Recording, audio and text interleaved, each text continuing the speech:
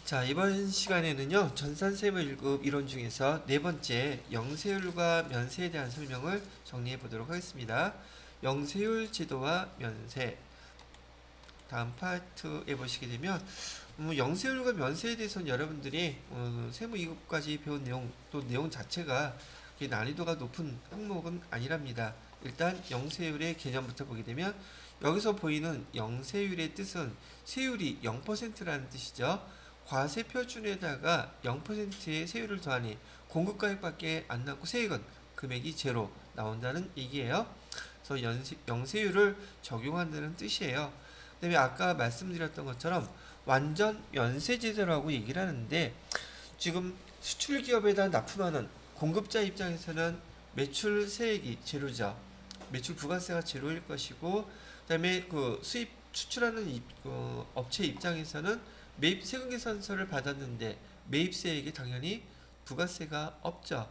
그러니까 매출도 매입도 다 없어지기 때문에 양쪽 다 부가가치세라는 세금이 완전히 면제됐다 해서 완전 면세제도라고 얘기하는 것은 영세율을 뜻하는 거예요. 상대적으로 면세는 아까 말씀드렸던 것처럼 매출할 때는 부가세가 없죠. 매출세. 그런데 매입할 때는 매입세 있었죠. 근데 그거 공제해준다 그랬어요? 안 해준다 그랬어요? 안 해준다 그랬죠. 그래서 한쪽은 세금이 없지만 매출할 때, 매입할 때는 세금이 있어서 공제 안 해준다. 그래서 얘를 불완전 면세제도 또는 부분 면세제도라는 특징이 있다고 여러분이 배울 때 거기 용어에서 이렇게 썼다는 얘기예요. 그럼 영세율은 왜 이렇게 영세율을 하나요? 영세율은 그 재화가 용역이 소비지국에서 사용될 때 그 나라의 세율을 적용한다는 얘기예요.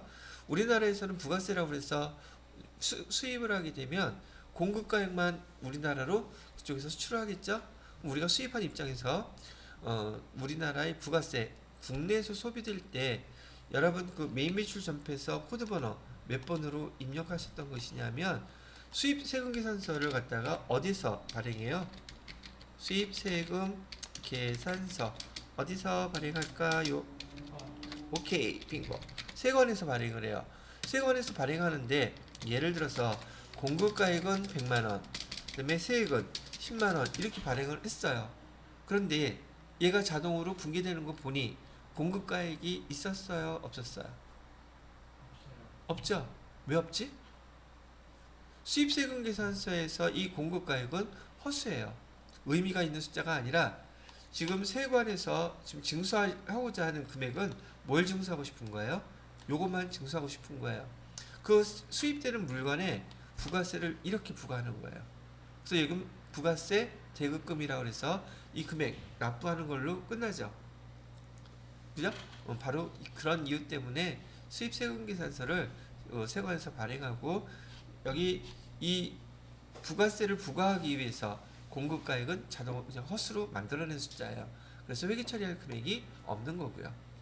자, 그렇게 봐주시면 되겠고, 영세율 제도라는 것은 결과론적으로 그 나라에서 소비될 때 과세를 하는 게 원칙이기 때문에 우리나라에서도 영세율 제도를 그대로 쓰는 것입니다. 영세율을 적용할 수 있는 사업자는 일반 사업자예요. 일반 사업자는 개인 사업자와 법인 사업자를 구분한다고 했었고, 간이 사업자도 물론이요. 얘를 다 묶어서 지난번에 제가 뭐라고 불러드렸나요? 다 합쳐서 이 사업자들을 우리는 과세 사업자라고 제가 통칭해서 불러드렸었어요. 기억나시죠? 아니, 까먹었죠? 아이, 참 민망하게. 그러면 어떻게 또 설명해야 되잖아. 사업자는 사업자와 비사업자를 구분해요. 근데 이 사업자 중에서 우리는 과세 사업자와 면세 사업자로 구분한다고 제가 얘기를 해드렸거든요. 그러면 이 과세 사업자는 또 어떻게 구분해요? 이 과세 사업자는 일반 사업자하고 간이 사업자로 이렇게 구분이 돼요. 그 다음에 간이 사업자는 또 어떻게 구분이 돼요? 간이 사업자는 법인과 개인으로 또 이렇게 구분이 돼요. 그러다 보니까 과세 사업자에서 파생되어 나간 사업자들이 요 사업자들이잖아요. 과세의 말뜻이 뭐예요? 부가가치세를 부과하는 사업자들이란 말이죠. 근데 면세 사업자는 부가가치세 납세 의무가 없는 사업자잖아요. 그죠? 그럼 결론은 여기 사업자들은 다 뭐에 될 수 있다? 영세율을 적용받는 사업자들이 다 될 수 있는 사업자고, 누구는 안 된다? 면세 사업자는 안 된다는 얘기예요. 근데 어떤 경우 가능해요? 면세를 포기하면 이게 될 수 있다. 오케이? 기본적으로 비거주자와 외국법인들은 영세율 적용 사업자가 될 수 있다, 없다? 없어요. 기본적으로 비거주자와 외국법인들은 여기 영세율 적용 사업자가 될 수 없습니다. 그런데 상호 면세주의에 의해서 A라는 나라에서 우리나라 거주자들한테, 우리나라 법인한테 이런 영세율 적용 사업을 해준다면 그 사업자들은, 그 나라에 있는 사업자들은 우리나라에 오더라도 우리도 똑같이 적용을 해줄 수 있다는 얘기예요. 아시겠죠? 상호주의라는 게 그런 뜻이에요. 근데 일반적으로 비거주자나 외국법인은 영세율 적용 사업자가 될 수 있다, 없다?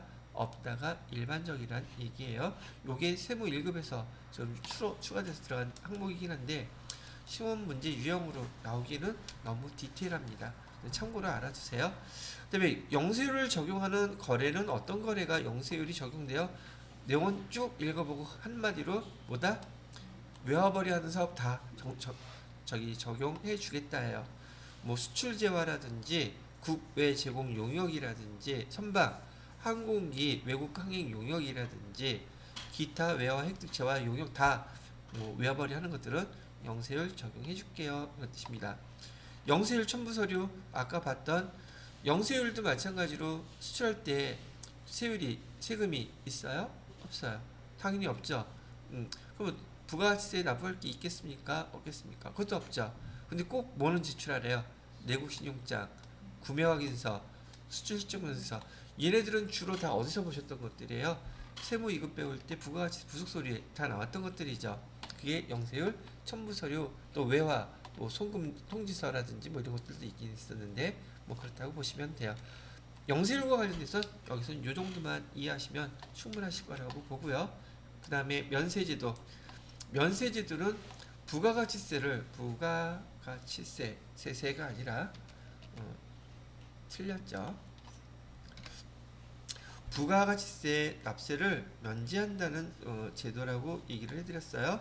아까 불완전 면세, 부분 면세란 말 썼고요. 세금의 역진성도 며칠 전에 지난 시간에 설명했었죠. 역진성이라는 건 세금은 또 돈 많이 버는 사람은 세금을 많이 내야 되고 돈 적게 버는 사람은 세금을 적게 내는 게 원칙인데, 여러분들이 스마트폰 살 때 거기 세금 10만원 냈다고 치면 100만원짜리에 대해서 돈 많이 버는 사람도 지금 똑같이 내잖아요. 그럼 형평성에 맞아요? 안 맞아요? 세금이라는 거에 그 역진성, 거꾸로 가는 거잖아요. 그래서 이 부가세법에서는 면세제도를 갖다가 도입을 해서 돈 많은 사람이나 돈 적은 사람이나 여기 국민생활에 꼭 필요한 생필품과 관련된 그런 종류의 그 소비에 대해서는 부가세를 아예 없게끔 만들어 줬다는 얘기예요. 자, 아까 세금이 거꾸로 가는 거를 세금의 역진성이라고 했었어요. 부가세는. 그런데 그걸 완화시키기 위해서 다음과 같은 재화, 용역에 대해서는 돈 있는 사람이건 없는 사람이건 부가가치세 10% 징수 안 하겠습니다. 얘기를 한 거예요. 그럼 여기에서 제시된 거 이외 것들은 굳이 안 사도 되는 것들인데 여러분이 사고 싶다면 똑같이 세금 10% 내세요. 이런 뜻이에요. 그러면 면세 대상인 거에 뭐가 있나 봤더니 기초 생필품, 기초 생활 필수품이나 국민후생, 문화와 관련 재화 용역, 그다음에 주택 및 주택 부수 토지 임대 용역, 부가가치 구성 요소, 기타의 재화 용역, 조세 특례 제한법상 주요 면세 대상, 재입 재화 수입에 대한 면세. 크게 제가 타이틀만 여러분 교재에 있는 걸 써놨어요. 뭐 굳이 자세히 설명할 건 없기는 하겠지만 그래도 요 항목들은 제가 제목만 써놨는지라 다음 파트 한번 보면서 교재하고 또 한번 쭉 훑어보고 넘어가도록 하겠습니다. 세무 1급과 관련해서 여러분들한테 특별하게 나온 항목은 여기서도 없습니다. 자, 여기 정리된 거 보시게 되면 면세 개념은 조금 전에 설명했던 거요. 세금의 역진성 완화, 부분 면세제도 또는 불완전 면세제도로 본다. 자, 아까 면세사업자가 면세를 포기하게 되면 어떤 경우에 면세를 포기하게 되느냐면 영세율을 적용할 경우, 즉 지금 면세사업자인 경우에는 부가세가 아예 없죠. 매출할 때 부가세 없는 건 똑같은데 이 면세사업자가 수출기업에다가 물건을 납품한다고 한번 가정을 해보세요. 여기 아까 얘기했던 수출기업에다가 재화를 납품을 하고 있어요. 면세사업자가. 그러면 매출세에게는 아이고,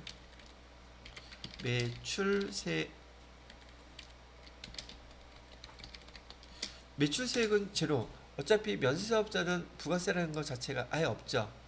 그거는 일반 사업자고 수출기업에다가 그 금액을 여기 일반 기업이라고 가정하고요.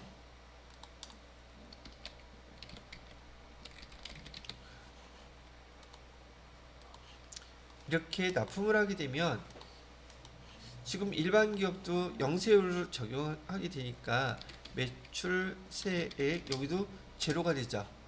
그러면 면세사업자나 일반 기업이나 수출 기업에다가 재화를 납품할 때는 매출세액이 없는 건 똑같아요. 근데 어떤 차이가 생기냐면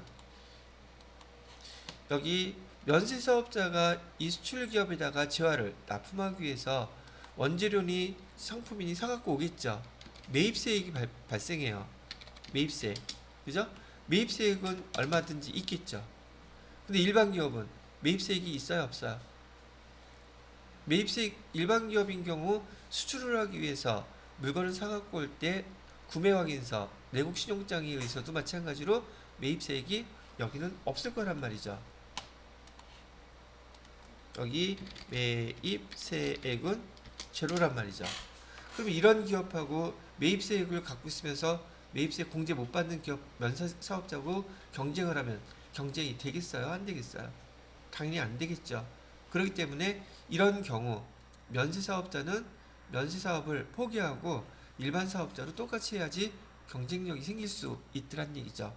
그래서 여기서 보시게 되면 면세사업자가 이렇게 영세율 적용 거래를 하기 위해서 면세 포기를 하게 되면 몇 년 동안 다시 면세사업자 등록을 할 수가 없다고 나와 있어요.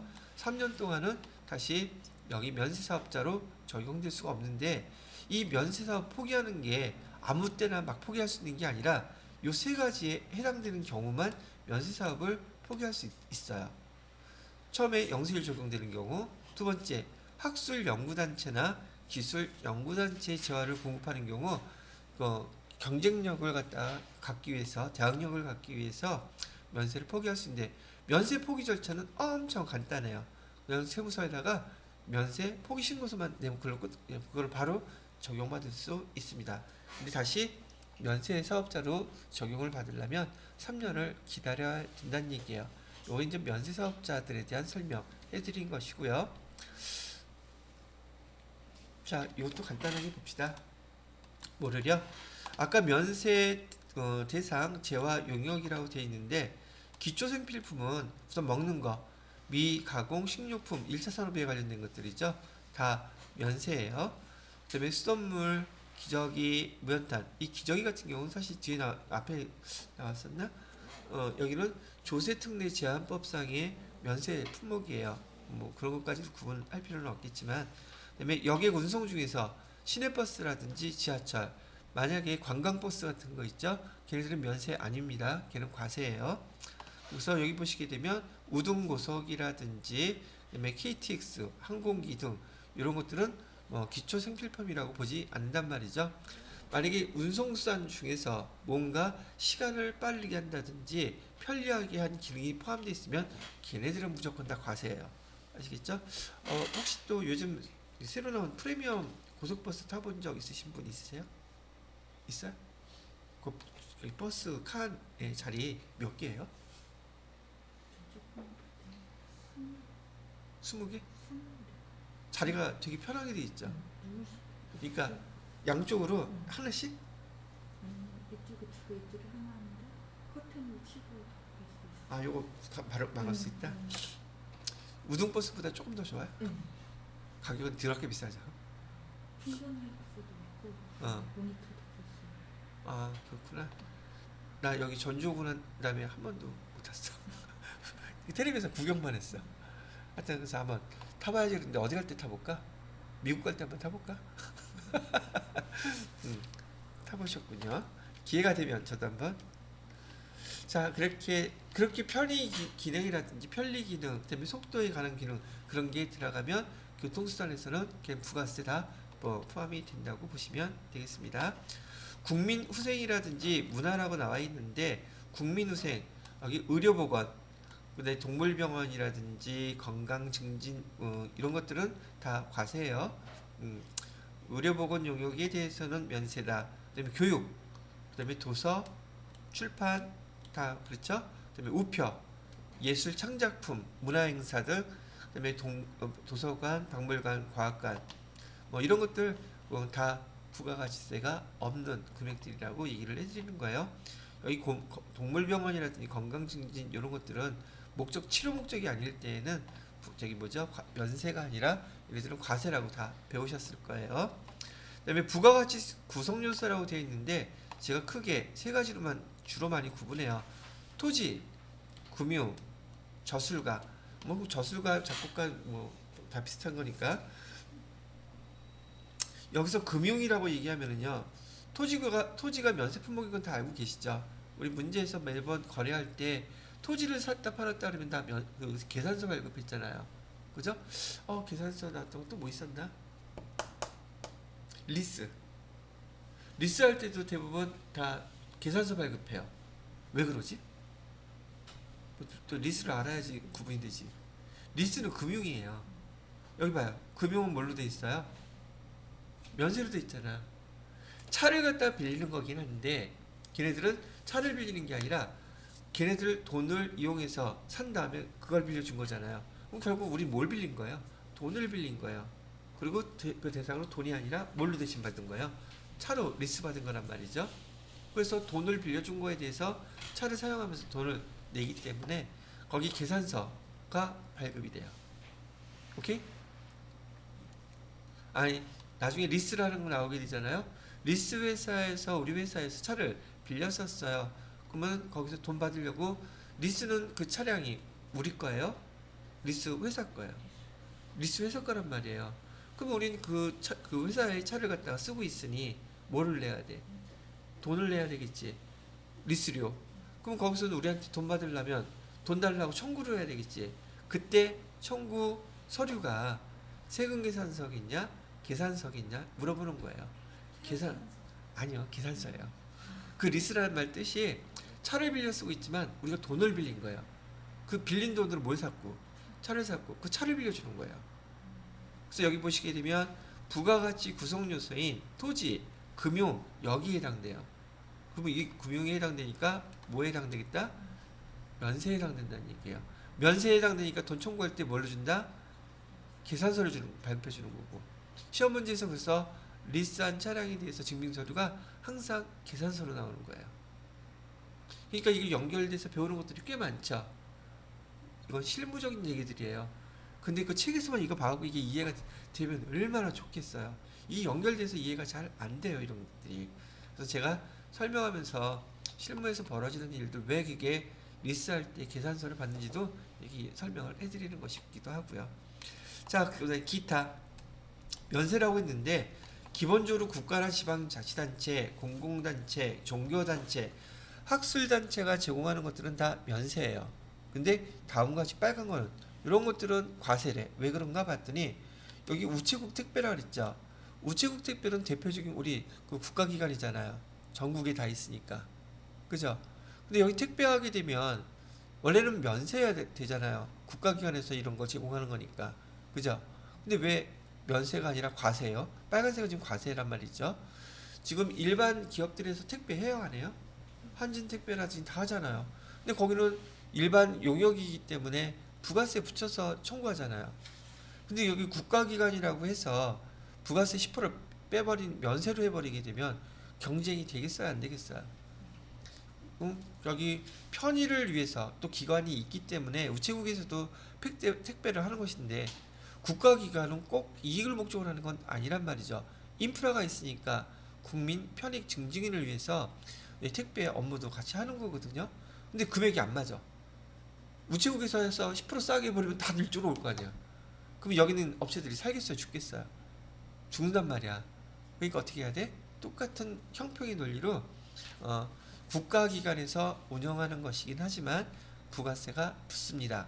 얘기하는 거고, 고속철도 어느 회사에서요? 국가기관에서요? 지방자치단체나 그 관영단체 이런 데서 하잖아요. KTX 같은 거 말이에요. 여기도 부가세 있고요. 부동산 임대업. 이 부동산 임대업은 뭘 얘기하냐면 우리 그 전철이나 기차 역사에 보면 공간들 있잖아요. 그 임대해 주잖아. 거기 철도 같은 데서 그런 공간 임대해 주고 거기서 음식도 팔고 그다음에 특산물도 팔고 해주죠. 돈 받잖아. 그거 빌려준 거예요. 임대료 받아요. 근데 그 임대료에 부가세가 있겠느냐 없겠느냐를 물어보는 거예요.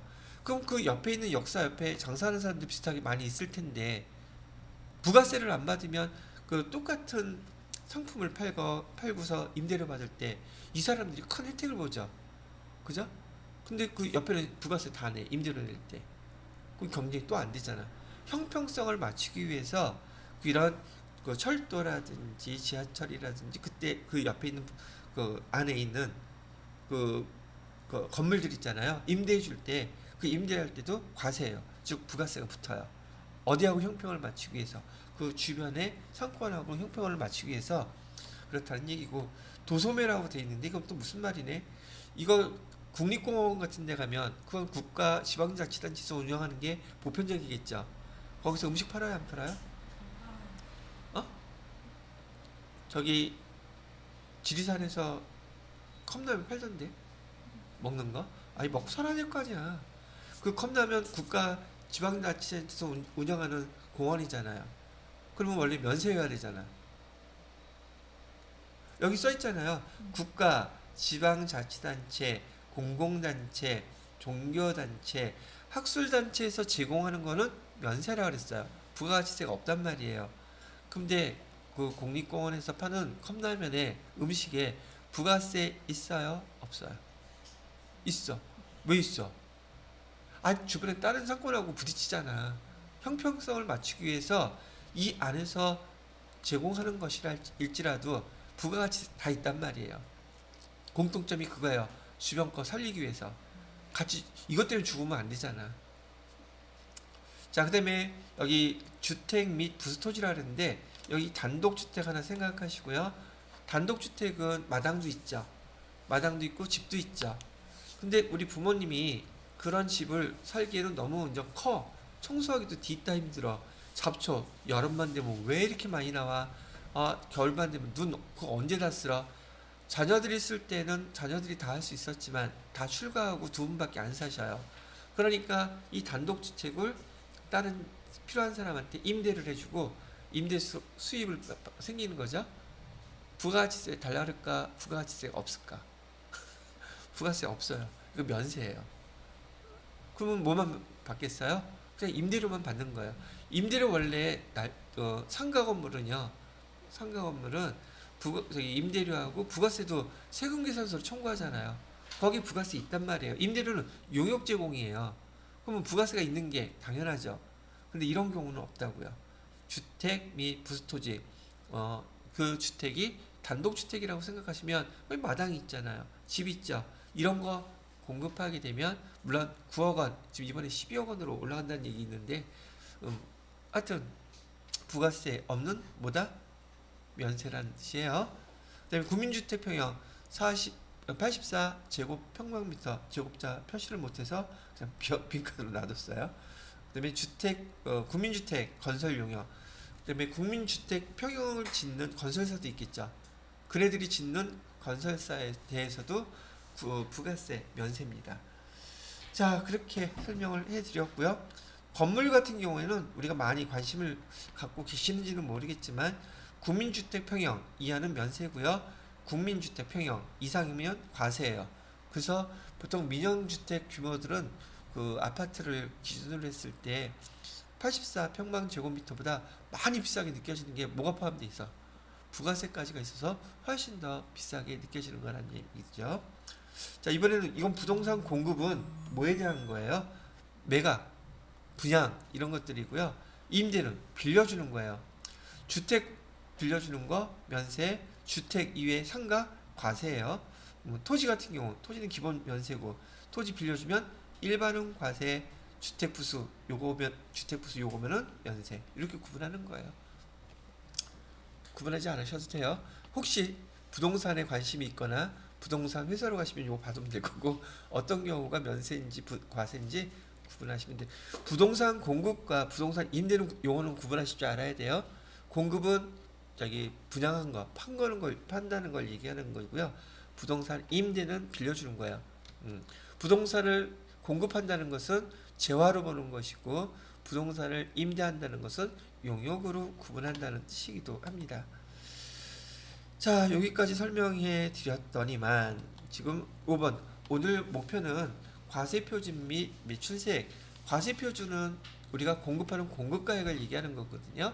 공급가액은 어떻게 결정돼요? 이게 상당히 중요한 이슈라고 얘기해 드렸고요. 제가 개인적으로 생각할 때 부가세법에서 세 가지가 가장 중요한데 첫 번째는 불공상이라고 그랬고요. 두 번째는 간주공급이라고 얘기했었고요. 세 번째가 바로 요 과세표준이에요. 그래서 요 과세표준은 다음 시간에 오시면 여기 정리를 해드리도록 하겠습니다.